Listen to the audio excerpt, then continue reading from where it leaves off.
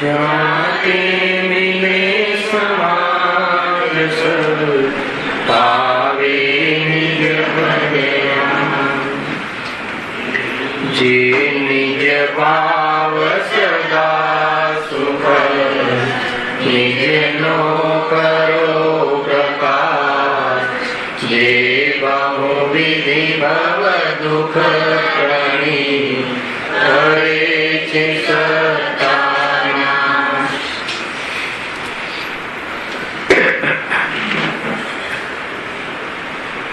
आज श्री मोक्ष मार्ग प्रकाशक ग्रंथ से त्रीजा अधिकार पर આપણે સ્વાધ્યાય કરી રહ્યા છીએ. ટોપિક ચાલે છે દુઃખોનું મૂળ કારણ મિથ્યા દર્શન, અજ્ઞાન અને અસંયમ ભાવ. જેમાં આ રીતની વિપરીત જે પ્રવૃત્તિ છે શ્રદ્ધા જ્ઞાન ચારિત્ર્યની, એ જ ખરેખર દુઃખનું કારણ છે. એમાં ઘણો વિભાગ ચાલી ગયો. ત્યાં એમ કહ્યું કે અતત્વ શ્રદ્ધાન જે મિથ્યા દર્શન છે, એટલે કે જેનામાં જે ચીજ નથી તો પણ એમાં છે એમ માનવી, એનું નામ અતત્વ સિદ્ધાંત છે. એટલે કે સુખ આદિ, જ્ઞાન આદિ એ દેહમાં નથી, પરંતુ એમાં છે એમ માનવું અને માની અને આગ્રહ રાખી અને પ્રયાસ કરવો અને અંતમાં સુખની પ્રાપ્તિ ન થતા દુઃખી થાય છે. વાત એ છે ત્યાં લઈ આવવાની છે વાત કે દુઃખના કારણ. તો મિથ્યા દર્શન દુઃખનું કારણ કઈ રીતે એને પ્રશ્ન બનાવી શકીએ આપણે. તો પછી મિથ્યા દર્શન એટલે શું એ આપણે વિચારવું પડે. મિથ્યા દર્શન એટલે અતત્વ પ્રતીતિ, એવું શ્રદ્ધા એટલે શું કે જે મારું નથી, પ્રત્યક્ષમાં મારું નથી, એને મારું માનવું, એનું નામ મિથ્યા શ્રદ્ધા. સરળ સરળ લેવું હોય તો એનાથી દુઃખ કેવી રીતે? મારું માનીએ, અધિકાર જતાવીએ, પણ એક સમય માત્ર પણ આપણું ન થાય, એટલે નિરંતર આપણી શ્રદ્ધાને ઠેસ પહોંચે, એટલે જીવને દુઃખ થાય. સિમ્પલ છે ને. દુઃખ થવાનું કારણ પરદ્રવ્ય કે પરદ્રવ્યને મારું માનવું એવી માન્યતા. ખ્યાલ આવે? એમાં પાછી એક ઓર વાત કરી શકાય કે પરદ્રવ્ય કહે છે કે તું મને મારું માન, તારું માન. ખ્યાલ આવે? એ તો કહેતું પણ નથી શરીર કે તું મને માન, તારું એમ. તું પણ આ જીવ અજ્ઞાનને વશ થઈને મિથ્યા દર્શનના ઉદયમાં ભ્રાંતિથી પર પદાર્થોમાં સુખાદિની કલ્પના કરે છે, પોતાનું સ્વરૂપ માને છે, પરંતુ એ રીતે એના સુખની અર્થાત એ કાર્યની સિદ્ધિ થતી નથી. એટલે અનાદિકાલથી આવા ખોટા પ્રયાસોમાં નિરંતર આકોલિત રહે છે. એકદમ સિમ્પલ છે. આમાં કોઈ જગ્યાએ ક્યાં વિચારવાનું નથી. પછી બીજું શું કારણ કહ્યું? અજ્ઞાન. તો ત્યાં તો કહ્યું કે જે સમરૂપ જ્ઞાન છે અથવા જે જ્ઞાનનો ઉઘાડ છે, એમાં પંચેન્દ્રિયોના વિષયોનું જાણવું થાય છે. ત્યાં સુધી તો સ્વભાવ જાણવું થાય છે, એમાં કોઈ વિપરીતતા કે વિકાર નથી. પણ જ્યારે જાણવું થાય છે, જ્ઞાનાવરણીય કર્મના ક્ષૌક્ષમાં નિમિત્ત પર્યાગત યોગ્યતાથી જે જાણવું થાય છે, એમાં પાંચેન્દ્રિયના વિષયોનું જાણવું થાય છે. એમાં દર્શન મોહનીય કર્મના ઉદયમાં હવે જોડાય. હવે ચાલુ થયું. શું થયું? એમાં મોહ કરે છે. મોહ કરે છે. થાય છે તો જાણવું, પરંતુ એમાં મોહ કરે છે. અને મોહ કરે છે એટલે શું થાય છે? દુઃખી થાય છે. અંતમાં મોહ દુઃખનું કારણ છે. નિમિત્ત તરીકે દર્શન મોહનીય અર્થાત મોહનીય કર્મ અને ઉપાદાન તરીકે મોહ ભાવ અથવા મોહ રાગ દ્વેષ આદિ ભાવ, કષાય ભાવ, એનાથી દુઃખનો અનુભવ કરે છે. આકુરતા થાય છે ને. જ્ઞાનમાં જણાવવાથી આકુરતા થતું નથી, પરંતુ જ્ઞાનમાં જાણવાની સાથે સાથે બીજું કોઈ ખોટું કાર્ય કરે છે ને, ફૂટે છે ને. જાણવું થયું એ તો વાસ્તવમાં સ્વભાવનો ઉજાગર છે, સ્વભાવનું પ્રતિનિધિત્વ કરતો અંશ છે, પરંતુ એનો ખ્યાલ ન હોવાના કારણે જ્ઞાનમાં ઝલકવા વાળા ગેવમાં ગે બુદ્ધિ શાસ્ત્રીય ભાષામાં અર્થાત એમાં કોઈ ઈષ્ટનિષ્ઠની કલ્પના કરતો થકો એ જ ભૂલને પુષ્ટ કરે છે, અર્થાત તો જ્ઞાનને અજ્ઞાન રૂપ કરે છે. ગજબ છે. લખ્યું જો ચોપડીમાં શું લખ્યું? મિથ્યા દર્શનના નિમિત્તથી ક્ષયોપસમરૂપ જ્ઞાન છે તે અજ્ઞાન રૂપ બની રહ્યું છે. ચર્ચા ઘણી કરી હતી આની. જ્ઞાન છે તો સ્વભાવ છે, પણ અજ્ઞાન રૂપ કઈ રીતે બની રહ્યું છે? ફરીથી બહુ સુંદર વિષય છે. જે જ્ઞાન છે ઉઘાડ રૂપ જે જ્ઞાન છે એ તો સ્વભાવ છે. એ ઉઘાડ રૂપ જ્ઞાનના ઉઘાડમાં કોણ નિમિત્ત? જ્ઞાનાવરણીય કર્મનો ક્ષય છે. એને સાયલેન્ટ રાખ્યું છે, એની એ મુખ્યતા નથી ને, એટલે સીધું કહ્યું કે આ લખ્યું ને એક ક્ષયોપશમ રૂપ જે જ્ઞાન છે, જ્ઞાનનો ઉઘાડ જે છે, ક્ષયોપશમ રૂપ જ્ઞાન એટલે જ્ઞાનનો ઉઘાડ જે જાણવાનું કામ કરે છે. આ જાણવાનું કામ કોણ કરે છે? આત્મા. એની ક્રિયા છે, વ્યક્તિ ક્રિયા છે. ત્યાં સુધી તો કોઈ દોષ નથી. સ્વપર વ્યવસાયાત્મક છે જ્ઞાન. સ્વપરમાં વ્યવસાયાત્મક જ્ઞાનનું લક્ષણ કહ્યું, સ્વપર પ્રકાશન કહ્યું, ત્યાં સુધી કોઈ પ્રોબ્લેમ નથી. પછી શું લખ્યું છે આગળ? હા, પછી એ જ્ઞાનમાં શું નિમિત્ત કોણ? મિથ્યા દર્શનના નિમિત્ત. આ મિથ્યા દર્શન નિમિત્ત એમાં શું લેવાનું? મોહનીય કર્મના નિમિત્ત. દર્શન મોહનીય કર્મના નિમિત્ત, ચારિત્ર મોહનીય જે મોહનીય કર્મના નિમિત્ત. હવે શું ભૂલ કરે છે એમાં? એ જે જ્ઞાનમાં પદાર્થો ઝલકે છે એમાં ઝલકવા રૂપ જે કાર્ય છે, જેમાં ઝલકે છે એ જે પોષણ છે એ આત્માનું છે એમ ન માનતા જે ઝલક્યું, ખ્યાલ આવ્યું ને, એમાં કલ્પના કરે છે. શાની કલ્પના કરે છે? ઈષ્ટનિષ્ઠની કલ્પના કરે છે, અર્થાત તો મોહ કરે છે. તો એનાથી શું થશે? જ્ઞાન અજ્ઞાન રૂપ બની ગયું. ગ્રેટ છે. અર્થાત અજ્ઞાન રૂપ કેમ બની ગયું? ખોટી માન્યતાને પુષ્ટિ કરી, અર્થાત ખોટી માન્યતામાં નિમિત્ત બન્યું. હવે કયું જ્ઞાન? ક્ષયોપસમરૂપ જ્ઞાન.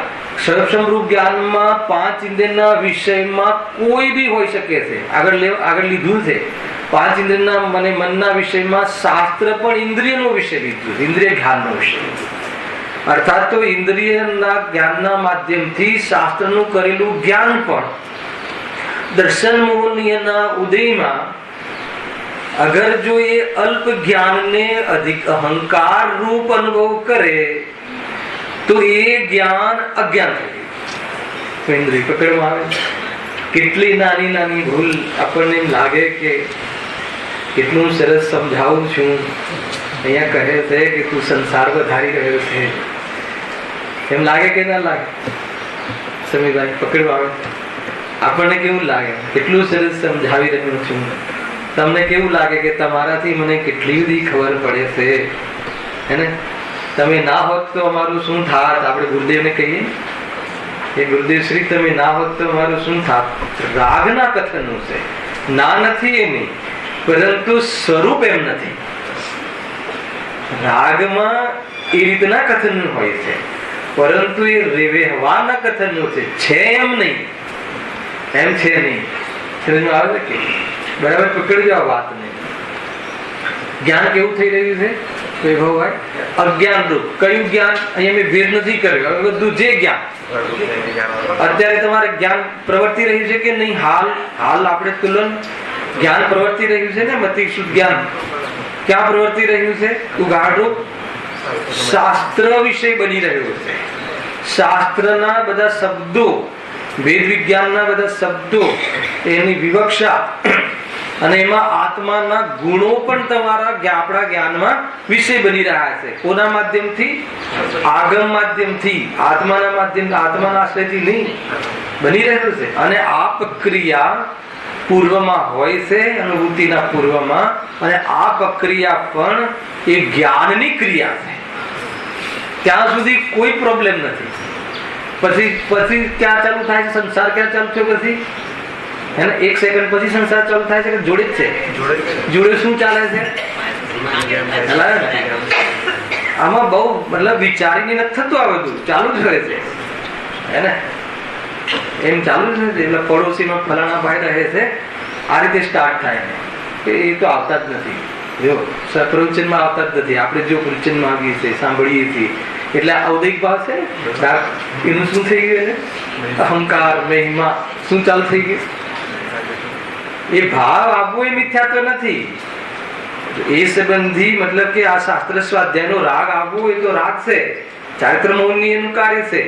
પરંતુ એમાં અજ્ઞાન કે અજ્ઞાન, ચારિત્ર મૌનીય ભાવમાં અજ્ઞાન કેવી રીતે વર્તે છે કે આ લાભદાયી છે, પતી ગયું, ખતમ થઈ ગયું એનું જ્ઞાન. એ જ્ઞાન કેવું થઈ ગયું પછી? આ જ્ઞાન આપણે કર્યા છે કેવું થઈ ગયું? કેમ કે એને તો ક્ષણિક પર્યાય તું નથી એમ સમજાવતા હતા આચાર્ય તો, પરંતુ આ ક્ષણિક પર્યાયમાં સ્વાદ આવતો ગયો કે હું કેટલું સુંદર ને ખૂબ જાણું છું, તો ગેય બુદ્ધિ થઈ ગઈ. ઘણા ગેયોને જાણું છું, આવો મારો અનંત ગેયોને જાણવાનો મારો સ્વભાવ સુંદર છે એમ અનુભવ ન કરતા ઘણા ગેયોને જાણું છું. એ પ્રકારે ક્ષણિક પર્યાયને અલ્પ જ્ઞાનનો મહિમા આવી ગયો. બોલવાની વાત નથી, આ કથનમાં ન પણ આવે, પરંતુ અંદરમાં માન્યતામાં, પ્રતીતિમાં વર્તાઈ રહ્યું છે. મોકો આવે તો દેખાડો પણ દઈ દે, ના નથી. હે ને, કોઈ વિદ્વાનો સાથે કે પરસ્પર સાદરની ચર્ચા કરે તો મને ઘણી ખબર પડે છે એ મુખ્ય થતા વાર લાગતી સમજ આવે છે કે નહીં? અને એવું મુખ્ય થઈ જાય કે ફરીથી સાથે ન બેસી શકે એવું મુખ્ય થઈ જાય તો બતાવો જ્ઞાન કર્યો કે દ્વેષનું પોષણ કર્યું? શું છે? અરે જે જ્ઞાન, જે નિમિત્તો દેવશાસ્ત્ર ગુરુ અનંત જ્ઞાનીઓને, આત્માર્થીઓને સમ્યક દર્શન, સમ્યક જ્ઞાન, સમ્યક ચારિત્ર કશાયના ભાવમાં નિમિત્ત બન્યું, એ શાસ્ત્રને તે સામા નિમિત્ત બનાવ્યું. એ જ્ઞાનને તે સામા નિમિત્ત બનાવ્યું. એ જ્ઞાનનો તે શું ઉપયોગ કર્યો? સમજમાં આવે છે કે નહીં?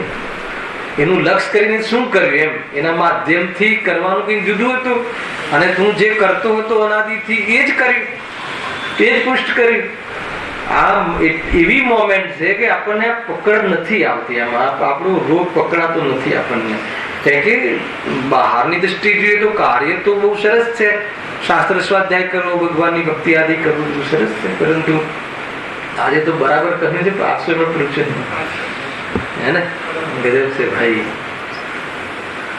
અને જે વસ્તુ જે રીતે છે એ રીતે માનવી, એનું નામ સમ્યક દર્શન છે. અને એ રીતે જ્ઞાનમાં ધ્યેય અર્થાત જ્ઞાન સન્મુખનો પુરુષાર્થ કરવો એ સમ્યક જ્ઞાન છે. અને એના આધાર પર યથાયોગ્ય સ્થિરતા થવી એ સમ્યક ચારિત્ર છે. ખ્યાલ આવે કે નહીં? એ રીતે છે. એમ છે. જો અજ્ઞાનની વાત આવી, શું થઈ રહ્યું છે? જ્ઞાન. કયું જ્ઞાન અજ્ઞાન થઈ રહ્યું છે? સ્વભાવ. પર્યાયમાં જે સ્વભાવનો ઉઘાડ છે એનો મિસયુઝ કરી અને જ્ઞાન અજ્ઞાન રૂપે પ્રવર્તી રહ્યું છે. અચ્છા, કઈ વાંધો નહીં, અજ્ઞાન રૂપે પ્રવર્તી રહ્યું છે ને, તો એનું ફળ શું છે? દુઃખ છે. તો દુઃખનું કારણ કોણ થઈ ગયું? અજ્ઞાન. બે કારણ તો સ્પષ્ટ થઈ ગયા ને. તો દુઃખનું કારણ કોણ નથી? જોડે જોડે જે તમે માનો છો એના પર ચોકડી મારતા જાઓ, અને જે દુઃખનું કારણ તમને પકડમાં આવે એને એનું જ્ઞાન કરો. અને જ્ઞાન કરો એનો અર્થ શું? દુઃખનું કારણ છે એને જ્ઞાન કરી એના ભાવનો પુરુષાર્થ કરો. એનો ભાવનો પુરુષાર્થ કેવી રીતે થઈ જાય? તો જ્ઞાયકને જાણીને. એક જ સ્ટેશન છે. હાલાવે કે નહીં, ગમે એટલા દૂર જાઓ, વિસ્તાર કરો, પણ જ્ઞાયકને છોડીને નહીં. જ્ઞાયકને છોડીને કોઈ વાત નહીં. જ્ઞાયકને લઈને તો નરક પણ અમને ચાલશે. હાલાવે કે નહીં? જ્ઞાયકની દૃષ્ટિપૂર્વક નરકમાં જવું પડ્યું તો પણ ઘટાઘટી શાની? સુખની. થાય છે શું? કટાકટી શરીરની. અને થાય છે શું? આત્માર્થીને. જબરજસ્ત છે આ જ્ઞાયક. સમજવા જેવું છે ભાઈ. ચૈતન્યનું સ્વરૂપ જોરદાર છે. પકડીમાં આવે છે એમ છે. અજ્ઞાન. બીજું કારણ, દુઃખનું કારણ કોણ? અજ્ઞાન. અજ્ઞાન કોણે ગિફ્ટમાં આપ્યું? એને એનો જિમ્મેદાર કોણ? દર્શન મોની કરે એમ સ્વયં સ્વયં સ્વયં એ રીતે હવે ત્રીજું કાર થઈ ગયેલું છે. આ થોડું આજે અલગ શૈલીથી લીધું, પણ આ રીતે જ છે.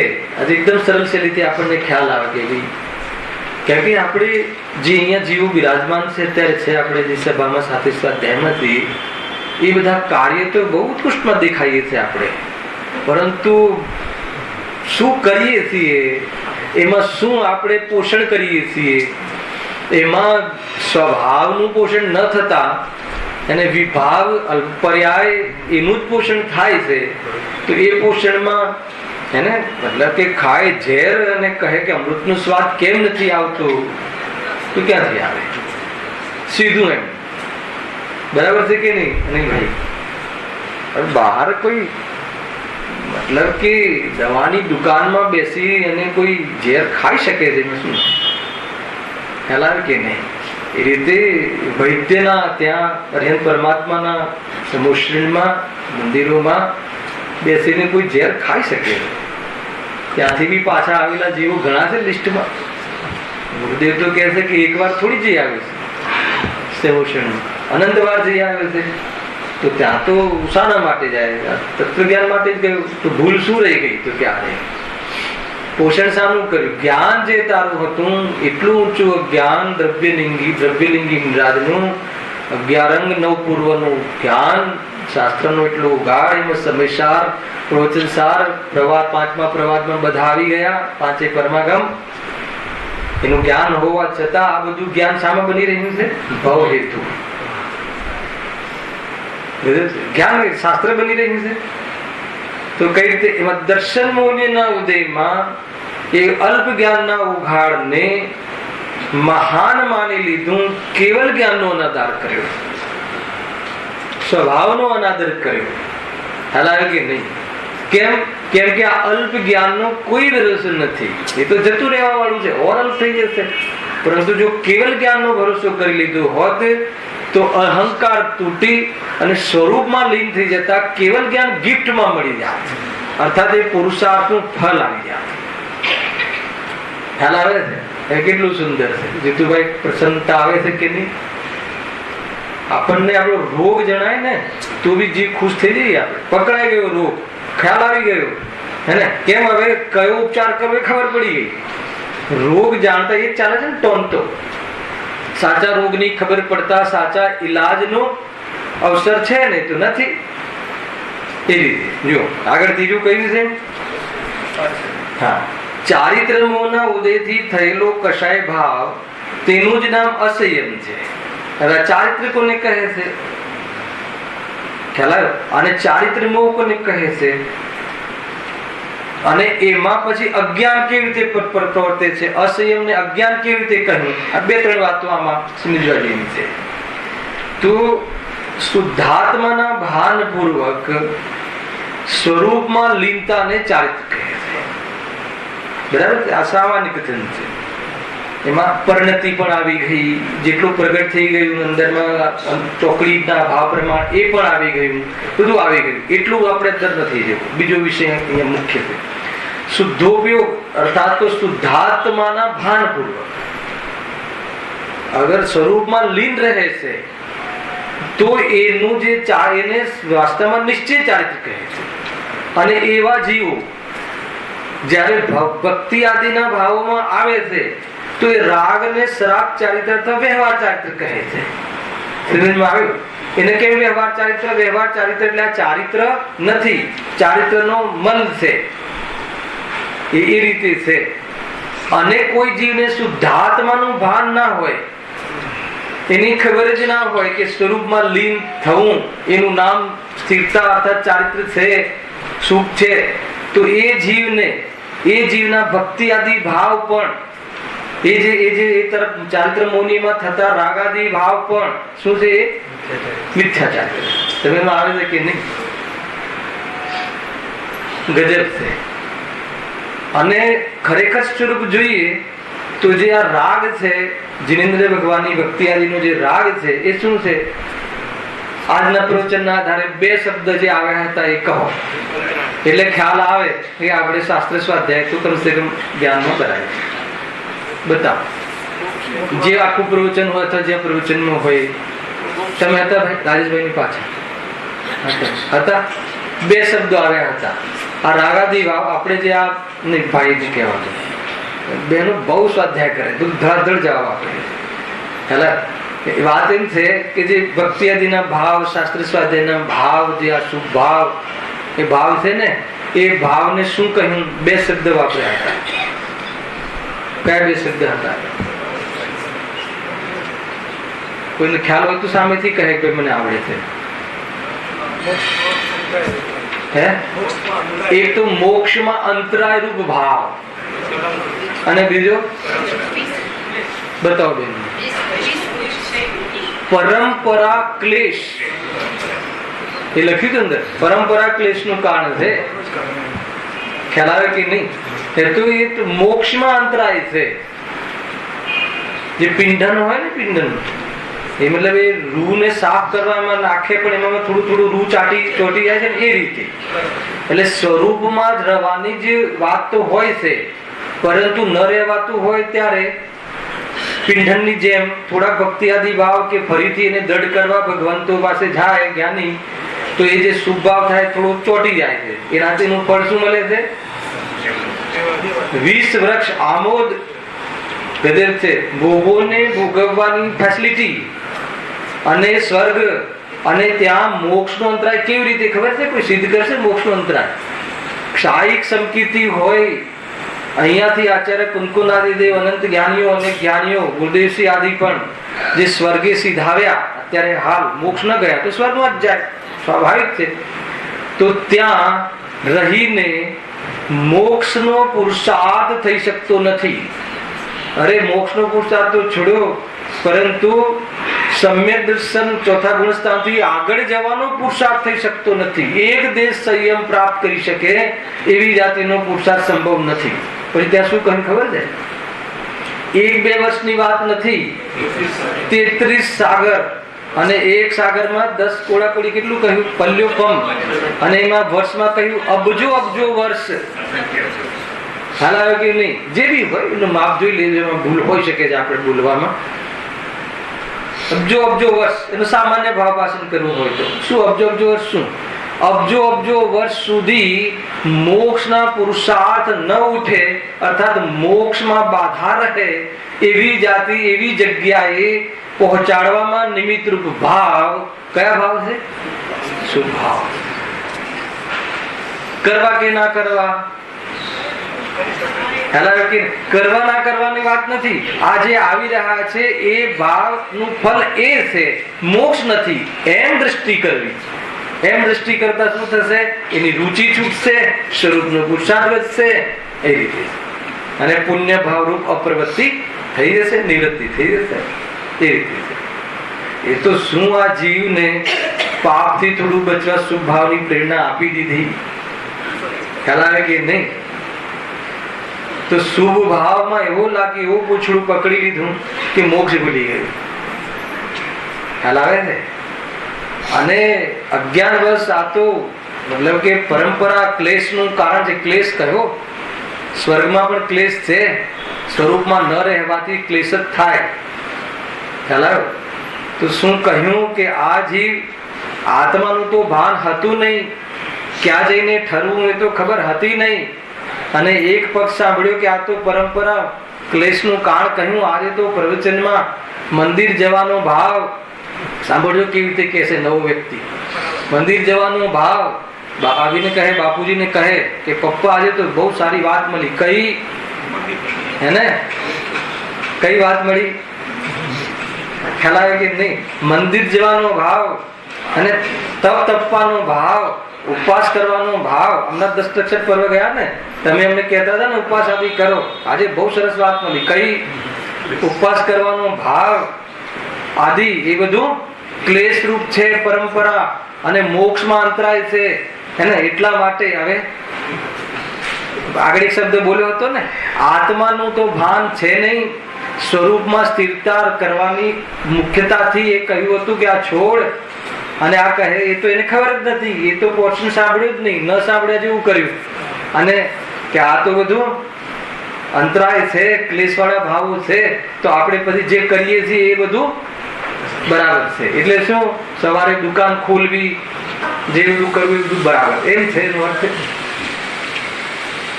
બહુ બેલેન્સ ની વાત છે, એ રીતની છે.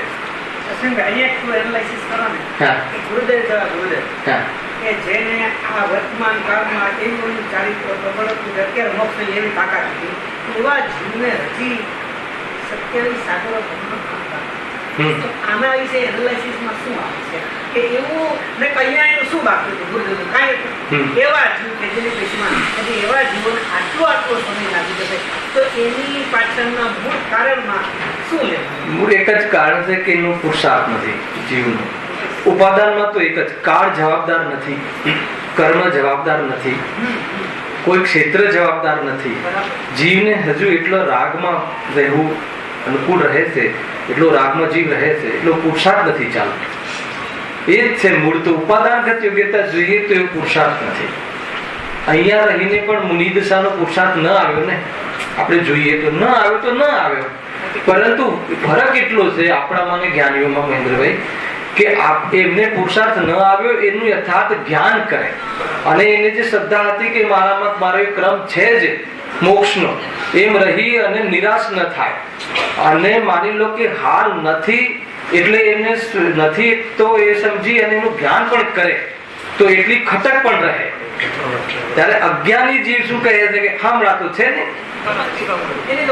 હા, એટલે જ્ઞાનીઓમાં પણ જે તમે કહો છો કે ભાઈ બસ એવી જાતિનો એ જીવને યોગ્યતા નથી અને એનો પુરુષાર્થ કમજોર પડે છે. કોઈ વાત એટલો સુંદર પ્રશ્ન છે કે ચલો સમ્યક દ્રષ્ટિ નથી ત્યાં તો નથી, પણ જેને તો સમ્યક દર્શન થઈ ગયું, આખો આત્મા નિરંતર મતલબ કે ગે બની રહ્યો છે, ગે શું અનુભવમાં આવી રહ્યો છે, છતાં પણ ગજબ છે આ સુલકર્ણ ભાવના. એ તીર્થંકર નું પદ લેવાનો એ વારો ખ્યાલ કે નહીં. બધા જીવો આને પામે એવો રાગ થી બચી શકાય નહીં, અને એના નિમિત્તે તીર્થંકર નામ પ્રકૃતિનો બંધ, અને અનેક વર્ષો ભલે ત્યાં સુખનો ભોગવટો થશે પરંતુ સિદ્ધપદથી વંચિત. સમજમાં આવે છે કે નહીં? ખ્યાલ આવે છે? સિદ્ધપદથી વંચિત ને 1 કોટી પૂરો આવ્યું હોય છે ઉત્કૃષ્ટ જગન્ય 3 થી 9 વર્ષ તીર્થંકરની મુખ્યતાથી, અને સામાન્ય રહેતું યથાયોગ્ય અંતર સિદ્ધ બનવામાં ગજબ છે સાહેબ. છે સત્ય છે, પરંતુ જ્ઞાની ધર્માત્માઓને એ પર્યાયનું યથાર્થ જ્ઞાન તો થાય છે, પરંતુ જેટલો ઉઘાડ હોય છે ને જેટલી પ્રાપ્તિ હોય છે એના માધ્યમથી મોજ કરે છે, આત્માનો આનંદ કરે છે, અને જેટલી કમજોરી છે એનું જ્ઞાન કરે છે. તમે એમ કહો કે જ્ઞાન કરે છે એમ કહીને વાત કેમ ઉડાવો છો? અરે જ્ઞાન કરે છે એમ કહી અને પુરુષાર્થ કરે છે, પણ એટલો ધીમો પુરુષાર્થ છે. આપણને નવી લાગે કે જે તીર્થંકર પરમાત્માને એટલો બધો ધીમો પુરુષાર્થ, અને ભરત ચક્રવર્તીને અંતર્મુખમાં પુરુષાર્થ.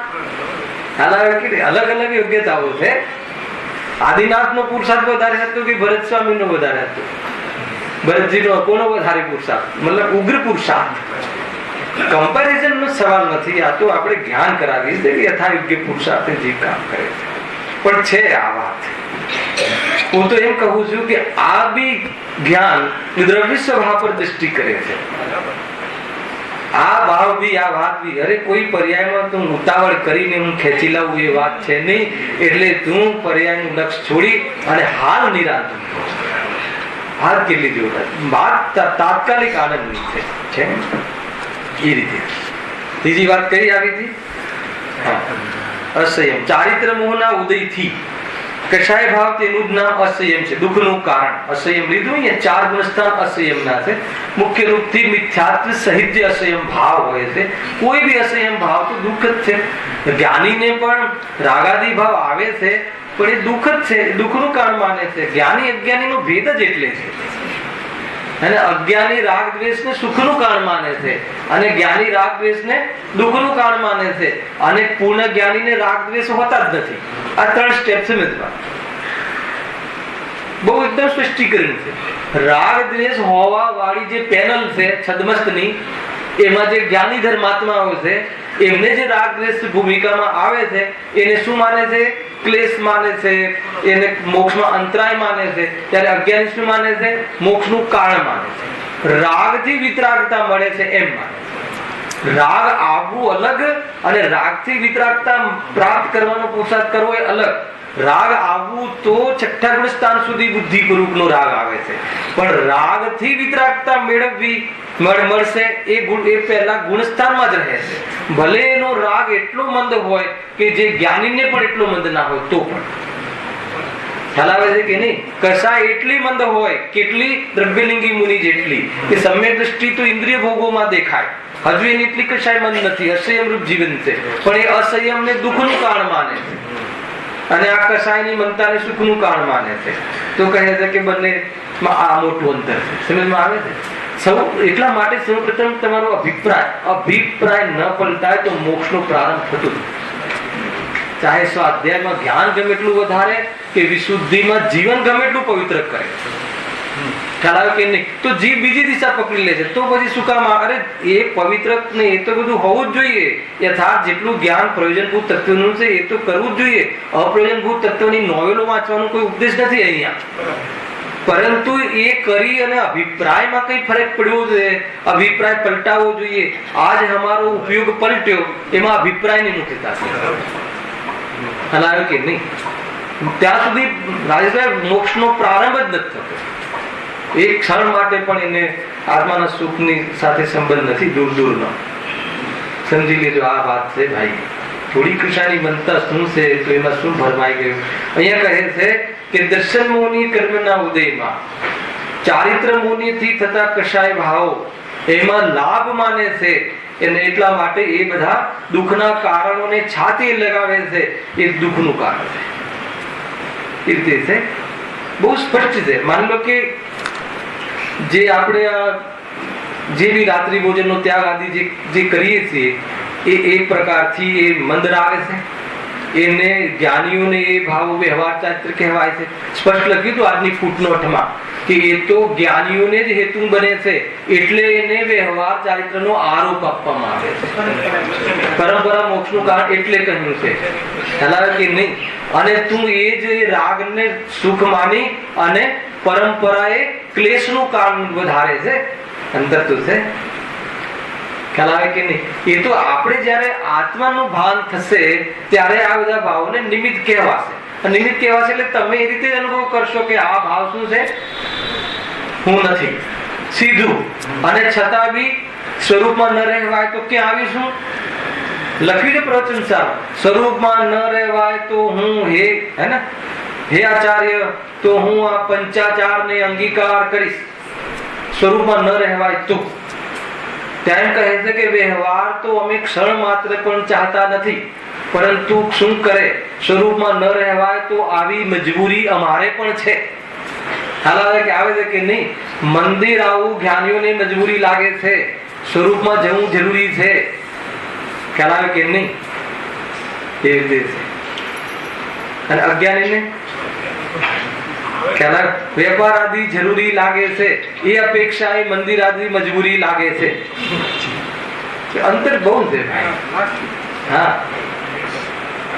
ક્યાં જવા માટે કઈ વસ્તુનો કયું અસ્થિપૂર્વક નાસ્તી છે, કઈ અસ્થિપૂર્વક નાસ્તી છે, એની ચર્ચા કરવી, એનું જ્ઞાન કરવું બહુ જરૂરી. ખરેખર નિષ્કર્ષ શું આવ્યો? નિષ્કર્ષ એક જ આવ્યો કે સ્વરૂપમાં લીન થવું.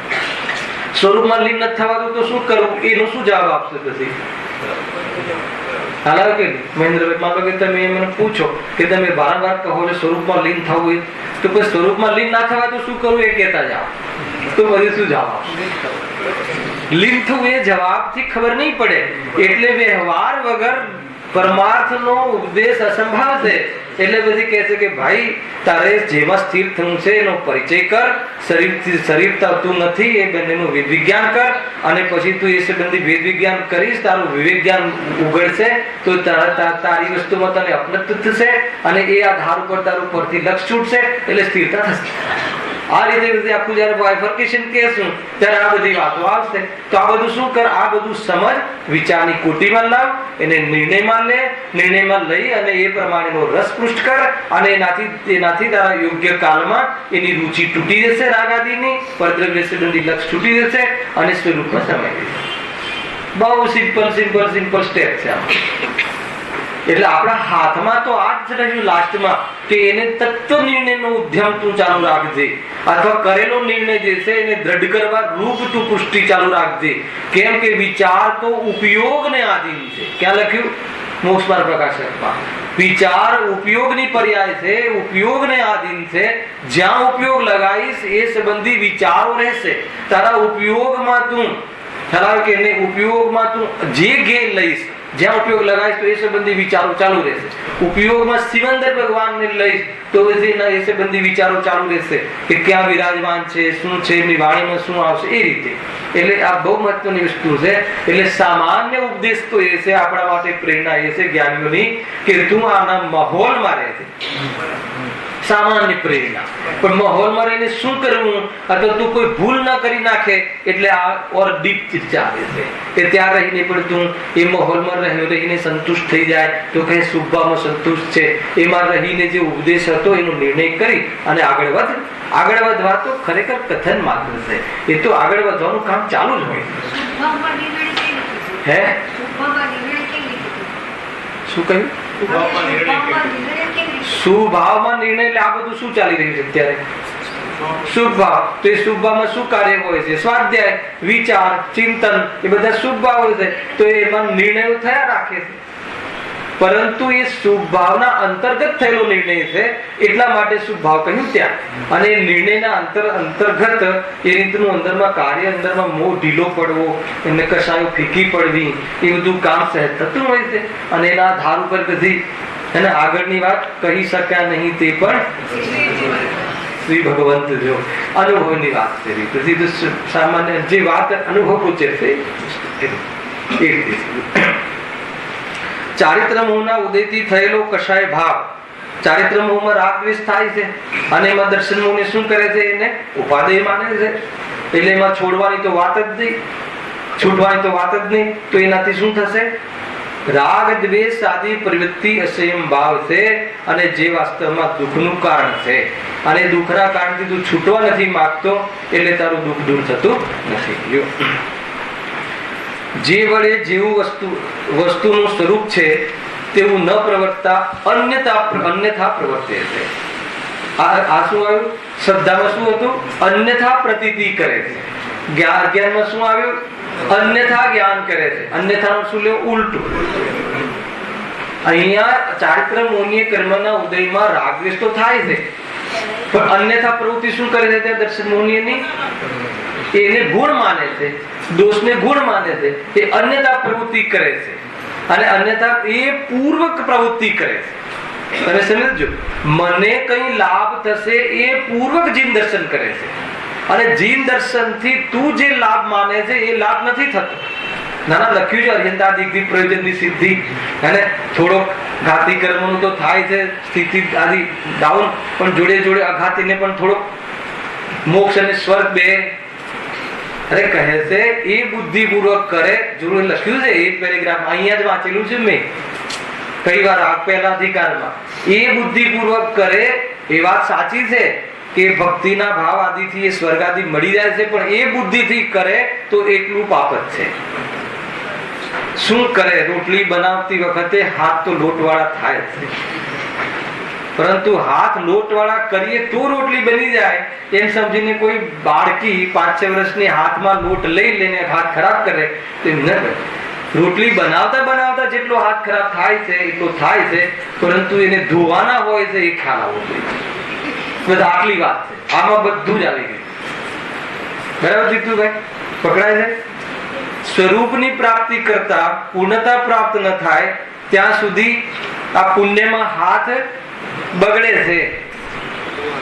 પરંતુ કોઈ જ્ઞાનીને પુણ્યમાં જોવી અને એકલો એ ઉપાય કર્યા કરે તો વ્યવહારાભાસ થઈ અને સંસારને વધારે છે. પરંતુ સ્વરૂપમાં ડૂબીને એ પુણ્યથી બી હાથ ધોવાનો કાર્યક્રમ એમનો ચાલુ છે. સમજમાં આવે છે કે નહીં? આખી બેલેન્સ છે આ એકદમ. થોડું બી તો આગળ પાછળ જો પિન ખસી ગઈ તો સમજી લો કે ગયું કામ છે. હા, 100%. અરે નિરંતર ચાલુ હોય અને વૃદ્ધિગંત હોય. કસાય વધારે લાગે રામચંદ્રને, તેમને સમજ્યું કે અંદરનો વૃદ્ધિગંત નથી એમની, પરંતુ જેટલી વૃદ્ધિ જે લાયકાત થવી જોઈએ મુનિ યોગ્ય એ નથી, એટલે એ પ્રમાણેનું કાર્ય નથી થતું. જેવું અને જેટલું કારણ આપે એટલું કાર્ય થાય. બેન શ્રીનું આ સિદ્ધાંત કથન છે. જેવું કારણ આપે અને જેટલું કારણ આપે. કારણ મતલબ કે શુભ ભાવનું આપે તો મોક્ષ મળે, અરે સ્વર્ગ મળે, અને સ્વરૂપમાં જાય તો મોક્ષ મળે. હવે જેટલું સંવેદનશીલ થઈ ગયા પછી નિરંતર વૃદ્ધિ મળે. ખ્યાલ આવે કે નહીં? ડે બાય ડે, પર્યાય, કેમ કે ભાવ નથી રહ્યા હવે, અને જેટલા ભાવ નથી રહ્યા તો એ પ્રમાણેના ભાવોને જીતી જાય છે. અને ભાવ કેટલા રહ્યા? 2-5 ભાવ ગુરુદેવ તો કહે કયા ભાવ રહ્યા? ભાવ કેટલા? કઈ ન કહેવાય. તો પુરુષાર્થ કેટલો હશે?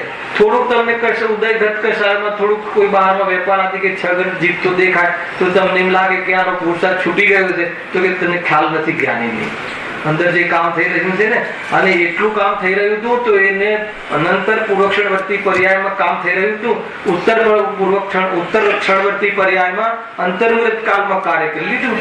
એવું નથી કે કામ મતલબ કે એ તો તત્સમયની યોગ્યતામાં થતા પહેલા અનંત પર્યાયો આગળની અનેક પર્યાયોનો સિલસિલો ચાલુ હોય છે, છતાં એમાં નૈમિત્તિક કાર્ય છે. કાર્ય તો જ્યારે થાય ત્યારે જ કરી કહેવાય. આ બધા નિમિત્તોમાં ઉપાદાનના પલાકા જે કહેવાય એ કહેવાય, પરંતુ કાર્ય તો જે સમય પુરુષાર્થ કર્યો ગઈકાલ કે પૂર્વ પર્યાયનો શું વિચાર કરે? એ તો અત્યારે જે કાર્ય થયું એમાં પૂર્વ પર્યાયમાં શું હોઈ શકે એનું જ્ઞાન કરાવવામાં આવે છે. તો આપણને ભ્રમ ના થઈ જાય કે સીધું મતલબ કે કચરો કાઢતા કેવલ જ્ઞાન થઈ જશે, એ જાતિનો ભ્રમ ના થઈ જાય. એટલે શું, દુકાને બેઠા સમ્યક દર્શન થઈ જશે, અર્થાત તો મોક્ષ જતા રહેશું એવું કાર્ય નહીં થાય. એના પૂર્વમાં જે કોઈ પોઝિશનો આવવાની છે એ પોઝિશનો આવી યોગ્ય છે. 5 લબ્ધિ પૂર્વક સમ્યક દર્શન થાય છે, ખ્યાલ કે નહીં? અને 6થા ગુણસ્થાને 7મા ગુણસ્થાને ફરીથી પાછું ત્રિકરણ થાય છે અને શ્રેણીઓ ચડે છે. અગર ઘણી બધી વાતો છે. કર્ણાની યોગની વિશુદ્ધિ, જ્ઞાનની વિશુદ્ધિ, ચારચરણાની યોગની વિશુદ્ધિ, અને ત્યાર પછી અંદરના પુરુષાર્થ રૂપ રિયલ વિશુદ્ધિ, અને એના પછી વાસ્તવમાં પરમાર્થ શુદ્ધિ. એ રીતનો આખો ક્રમ છે. દરેક વસ્તુ હૃદયની અંદરમાં પરતમાં હોવી જોઈએ. કોઈ એકને મુખ્ય કરી અને તમે એમાં એકાંત કરશો તો કાર્ય નહીં સદાય. વિઝન ક્લિયર હોવું જોઈએ. જ્યાં જે રીતે કહ્યું છે એ રીતે સમજવું જોઈએ. જયારે દ્રષ્ટિનો વિષય ચાલે, જયારે નવ પદાર્થની વાત ચાલતી હોય ત્યારે કહે કે મોક્ષ તત્વ પણ પરદ્રવ્ય છે. ખ્યાલ આવે કે નહીં? હા, તે રીતે આવે. કોણ છે એનો સ્વામી? કે પરભાવ છે. મોક્ષ તો ભાવ છે ને, તો પરભાવ છે. તો કોણ છે એનો સ્વામી? તો કે દ્રવ્ય કર્મ. કે દ્રવ્ય કર્મના ભાવ પૂરક મોક્ષ પ્રગટ થાય છે. અને જે મારો મોક્ષ સ્વભાવ છે ને એ પ્રગટ થતો નથી, પ્રગટ છે. એટલે હું છું એ અપેક્ષા પર છે. ખ્યાલ આવે છે કે નહીં? જબરજસ્ત કથન છે આ બધા. સમયસાર જયારે પ્યોર દ્રવ્યાનો યુગ ચાલતો હોય ત્યારે અને તમને અહીંયા દરેકનું મિશ્રણ મળતું હશે, અને જયારે એકદમ પ્રેરણાત્મક વાત આવે ત્યારે એ પણ વાત આવે કે ભાઈ એને સપ્તવ્યસન આત્માનો સ્વભાવ નથી જ્યારે, તો સપ્તવ્યસનમાં રહી અને કાર્ય થશે નહીં ચાલે. દરેક વાત યોગ્ય છે. જ્યારે જે વાત દ્રવ્યાનો યુગ બી એટલો સટીક ખ્યાલ આવે છે. ચરણાન યુગ પર એટલી શ્રદ્ધા. 4 અનુયુગ વિતરાગતાનું પ્રગટ છે. 4 અનુયુગના માધ્યમથી વિતરાગતા પ્રગટ કરવાનું નિમિત્ત છે. એ રીતે એટલા માટે સમ્યક દ્રષ્ટિની એક સમયની પર્યાયને જીન શાસન કહે, અને 4 અનુયોગ મળીને જીન શાસન થાય. બરાબર છે કે નહીં? દેડકાની પર્યાય ખ્યાલ ભાવ રીતે શુદ્ધ કેવલી કહી દીધું ગુરુદેવ શ્રી. કમાલ છે. અમુક તો એવા નવા પ્રમેય મળે કે આપણને એમ લાગે કે આ જ્ઞાનીઓની વાત છે. વાત ક્યાંથી કાઢે એ અલગ વાત છે, પણ જ્ઞાનીઓની વાત છે. આપણે તો ચલો દ્વાદશાંગ પાઠી હોય અને 3 ચોકડી કશાયને ભાવપૂર્વક વિતરાગતા હોય એને શુદ્ધ કેવલી કહે છે. સામાન્ય કથન આપણે આ મળે, પણ આખા શ્રુતનું તથ્ય જેને પર્યાયમાં વર્તાઈ રહ્યું હોય એની એક સમયની પર્યાય પણ જીન શાસન છે. લો કહ્યું એમ હટાર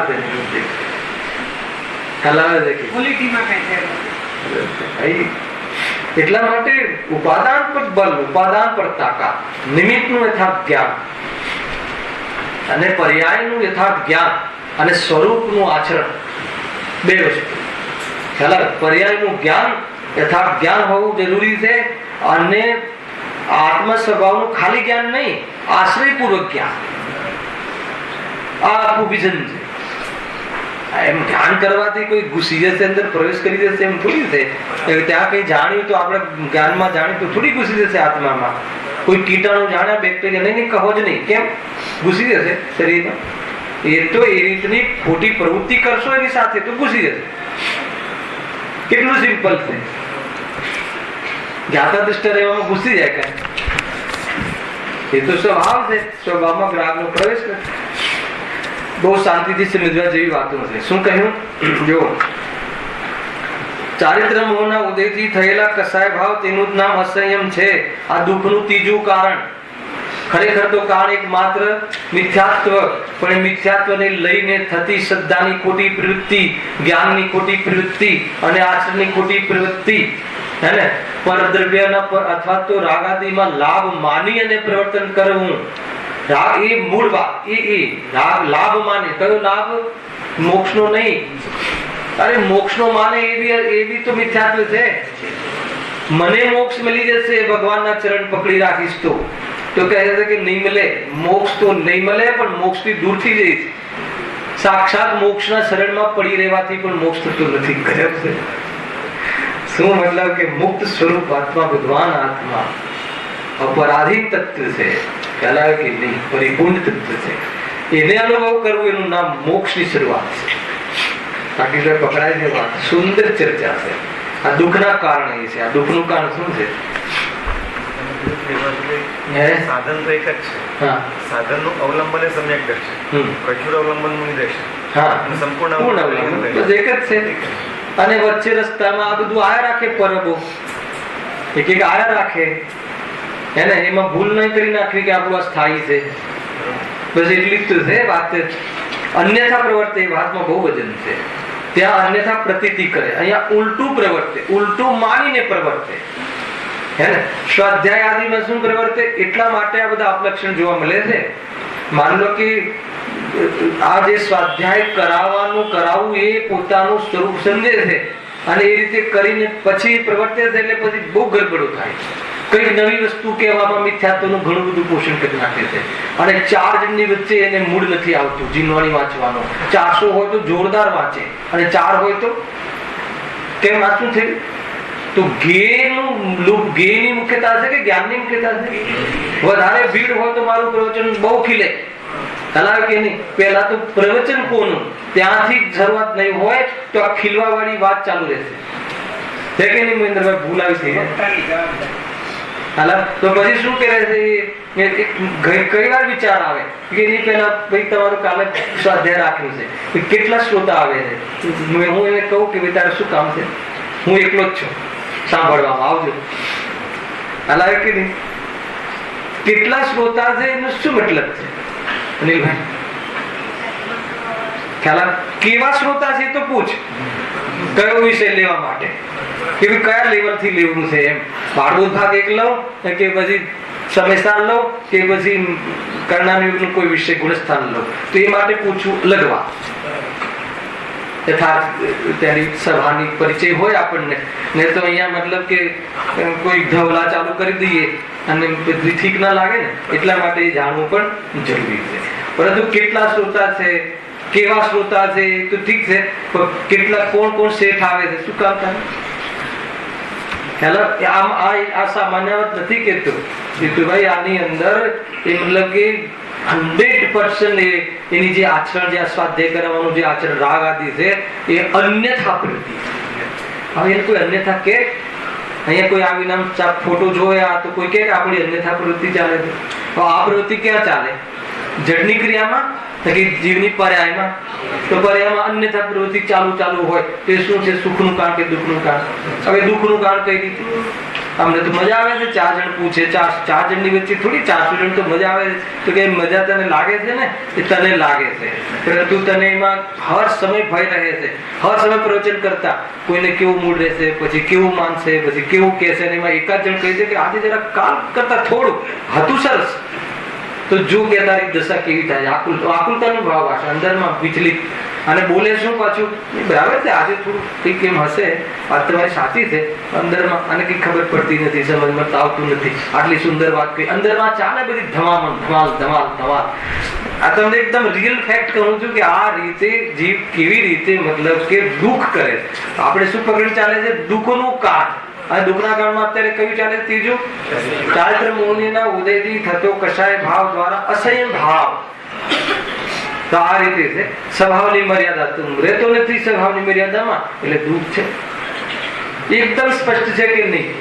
તો આ રીતે છે. જો હવે બહુ જોરદાર ટોપિક ચાલુ થાય છે, મિથ્યાત્વનું સ્વરૂપ ઓર આગળ આવી ગયેલો છે બીજા અધિકારમાં, અને આગળ આવવા વાળો પણ છે. વારંવાર કઈ અલગ અલગ રીતે અહીંયા પંડિત ટોડરમલજી આપણને કહે છે. ખરેખર આપણને એમ લાગે કે તમે ભૂલ કહો છો, પણ ઘણી વાર જયારે ભૂલનું આપણે અહીંયા ઓપરેશન કરીએ ને ત્યારે એમ લાગે કે આ ભૂલ છે. એટલા માટે શરૂઆતમાં મથાળું કહ્યું કે જેમ વૈદ્ય યોગ્ય નિપુણ વૈદ્ય રોગનું નિદાન કરે, એટલે આપણને રોગ આ તો કઈ આ રોગ છે કે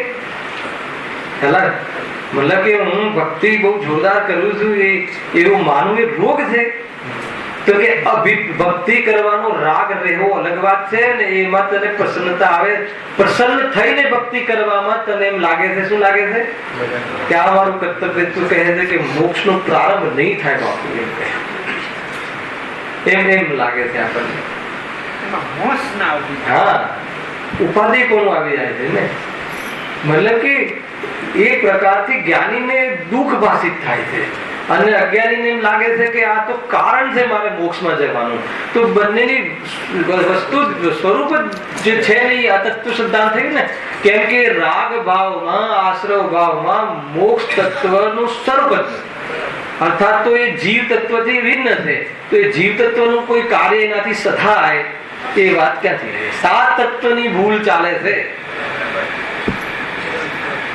સૌથી મોટી ભૂલ ચાલે છે. એને લઈને પછી જે આપણને જે ભૂલો દેખાય છે ને બહારમાં, માયાચારી કરવી ને આ કરવી, એ તો આ 7 તત્વની ભૂલના કારણે થાય છે. અને એની પૂર્તિ માટે 5 પાપો કરીએ છીએ ને, આ મિથ્યાત્વના કારણે થાય છે. 7 તત્વની ભૂલ એ મિથ્યાત્વનો દોષ છે. મિથ્યા દર્શન, મિથ્યા જ્ઞાન, મિથ્યા ચારિત્ર એ શ્રદ્ધા અભિપ્રાયની ભૂલનો દોષ છે. અને એ દોષ કાઢવા માટે જ ગુરુદેવ જાણે જન્મ લીધો હોય, અને એના માટે જ એમને પૂરા પ્રવચનો આપણને કરે. પહેલા તું આત્માનું દર્શન, આત્માની શ્રદ્ધા કર.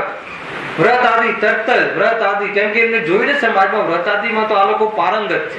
100 દિવસ ભૂખ્યા રહેશે, બધા આડોટે છે. એમને જોયું બધું સમાજમાં, દિગંબર સમાજમાં આવીને પણ બહુ ચાલતું હતું અમારે ત્યાં. અમે બહુ વ્રતો કર્યા. ખ્યાલ કે નહીં? વ્રત ન કરવાની કોમેન્ટ્સ નથી, સમજણ વગર કર્યા. આત્મા કોણ? આત્મા વ્રત કરી શકે કે નહીં? આત્મા ખાઈ શકે કે નહીં? આત્મા રાગ કરી શકે કે નહીં?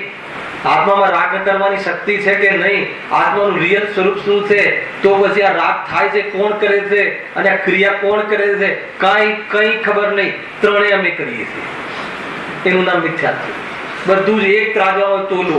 રાગે હું કરું છું, શરીરનો તાવ બી મેન્ટેન હું કરું છું, અને એ સંબંધી જે જ્ઞાન થાય છે એ તો હું કરું જ છું. એ તો તમે કહો જ છો, તમારા 33% રાખીએ છીએ. આ રીતે 100% આપણે ત્રણેય કામ હું કરું કે આ તો બહુ ગજબનું મિથ્યાત્વ ચાલી રહ્યું. ત્રણેય વસ્તુ હોવી એ તો સ્વરૂપ છે બહારનું, પણ ત્રણેયને એક સરખું માનવું એ મિથ્યાત્વ છે. હાલો આવે ચંદ્રકાંત પીકડીમાં આવે જોરદાર છે. એ હવે પેરેગ્રાફ ચાલુ થાય છે. કાલે એનો વિશેષ ખુલાસો થશે. તમને મોટી મોટી ભૂમિકા કહું, અને આપણને આ ભૂલ લાગે, માથું મને દુખે છે, મને આ થાય છે, તે થાય છે, એ હું છું.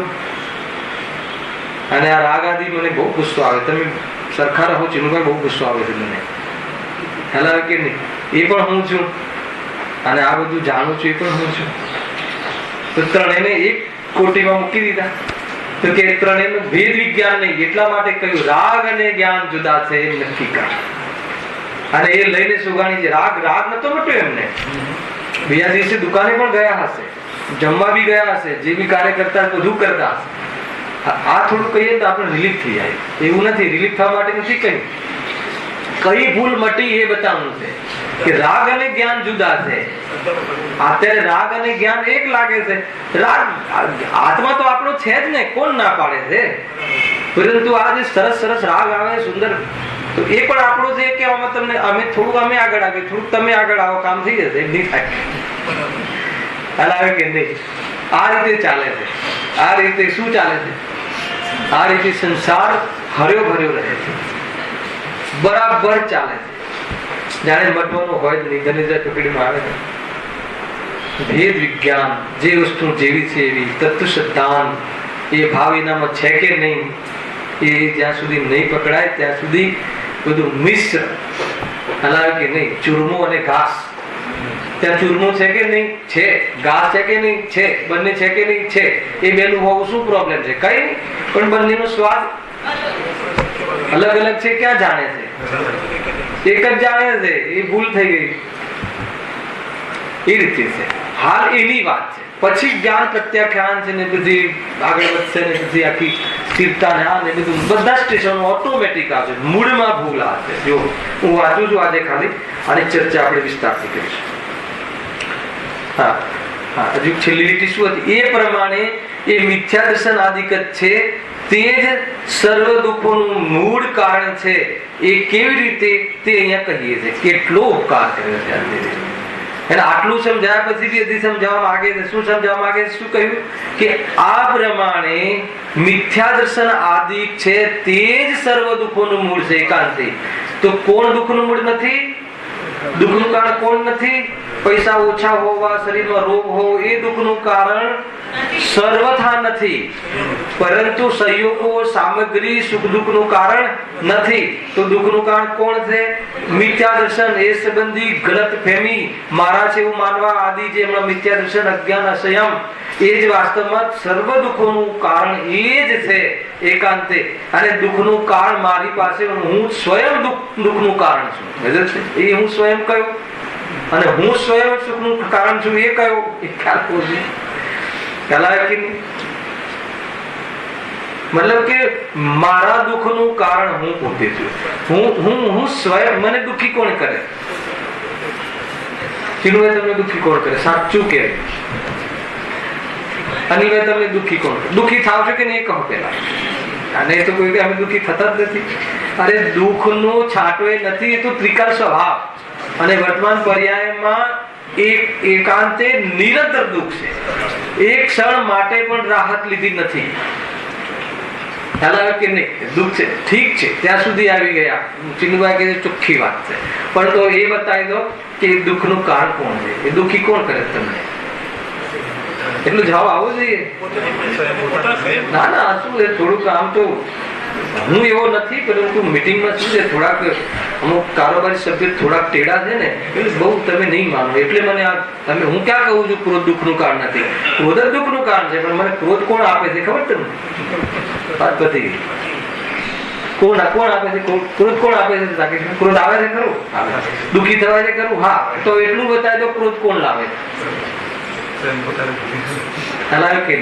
એમ કહ્યું કે ભાઈ એ સ્વયંથી કરે છે, તો બીજી ભૂલ શું કરી? જ્ઞાન અને ક્રોધમાં ભેદ ના કરી. અરે ક્રોધ દુઃખનું કારણ છે, અને આ ક્રોધ દુઃખનું કારણ છે એવું જે જ્ઞાન છે, સમ્યક જ્ઞાન, એ સુખનું કારણ છે. એ રીતે ભેદ વિજ્ઞાન તું કરે તો કહે છે કે ક્રોધ મટવાના ચાન્સ છે, અર્થાત નહીં 100% મળશે. એ પહેલા તું ગમે એટલું મતલબ કે ડરીને કે તું કોઈ બાહ્ય પ્રલોભનથી ક્રોધ ગમે એટલો દબાવી દે ને મંદ થઈ જાય તો કોઈ કિંમત નથી. ખ્યાલ આવે છે? બહુ સુંદર ચર્ચા છે. હું થોડીક 3-4 લીટી વાંચું છું, આપણી પાસે 1-2 મિનિટ છે. પછી કાલે આ પેરેગ્રાફ ખુલાસાથી, કેમ અહીંયા પંડિતજી કહે છે કે હવે કેવી રીતે મિથ્યા દર્શન આદિ, મિથ્યા દર્શનનું સ્વરૂપ તો અત્યાર સુધી શું કહ્યું? અત્યાર સુધી એ નક્કી કરાયું કે આ મિથ્યા દર્શન દુઃખનું કારણ. તો બતાવો એ મિથ્યા દર્શન અમારે ક્યાં ચાલી રહ્યું છે? અમે તો મંદિરે આવીએ છીએ, અમે તો તમારા સ્વાધ્યાય કરીએ છીએ અને ગુરુદેવની પ્રોપર ને પ્રમાણવાળી વાણી સાંભળીએ છીએ, અને તમે કહો છો કે અમે કેવી રીતે આ મિથ્યા દર્શન અમારે ક્યાં ચાલે છે? દુઃખનું કારણ કઈ રીતે ચાલે? થોડી હિંટ તો આગળ આવી ગઈ, પરંતુ હવે ઓર એની વિસ્તારથી વાત કરે છે. થોડુંક આપણે એનું સામાન્ય અહીંયા ભૂમિકા લઈ લઈએ છીએ. મિથ્યા દર્શનથી જીવને સ્વપરનો વિવેક થઈ શકતો નથી. પોતે એક આત્મા, સાંભળજો, પોતે એક આત્મા તથા અનંત ઉદ્ગલ પરમાણુમય શરીર, એના સંયોગ રૂપ મનુષ્યાદિ પર્યાય નિપજે છે. આ થઈ એની ના નથી. તે પર્યાયને જ પોતાનું સ્વરૂપ માને છે. એક આગળ આત્માના જ્ઞાન દર્શન આદિ સ્વભાવ છે, તે વડે કિંચિત જાણું દેખવું થાય છે. એ બી આપણા ગુણ છે, એની પણ ના નહીં, બધી હા. આગળ પછી કર્મ ઉપાધિથી થયેલા ક્રોધાદિ ભાવ રૂપ પરિણમન થાય છે, એ પણ થાય છે, બરાબર છે, એની પણ હા. અને શરીરનો સ્પર્શ રસ ગંધ વર્ણ સ્વભાવ છે તે પ્રગટ છે, તથા સ્થૂલ કૃષાદિ એને જાડું પટલું આદિ પલટવા રૂપ અનેક અવસ્થાઓ થાય છે. અને તે સર્વે એ પણ મારું સ્વરૂપ છે એમ જાણે છે. ખ્યાલ આવ્યો કે નહીં? આમાં કઈ મિથ્યા દર્શન લાગ્યું? હવે કાલે પોલીસ કેવું મિથ્યા દર્શન છે કે આ જ ભૂલ છે, એમાં ખ્યાલ આવ્યો? જ્ઞાન દર્શનની પ્રવૃત્તિ ઇન્દ્રિય અને મન દ્વારા થાય છે. તેથી આ જીવ માને છે કે ત્વચા, જીભ, નાસિકા, નેત્ર, કાન અને મન એ બધા મારા અંગ છે, એના એ બધા મારું સ્વરૂપ છે. એ વડે હું દેખું જાણું છું, એવી માન્યતાથી ઇન્દ્રિયોમાં પ્રીતિ હોય છે. આ જબરજસ્ત અનુમાન. એના પછી જે નીચેનો ખુલાસો જે આવે છે, જે હંમેશા આપણે લઈએ છીએ, જોરદાર વિષય કાલે આવશે. સહજાનંદ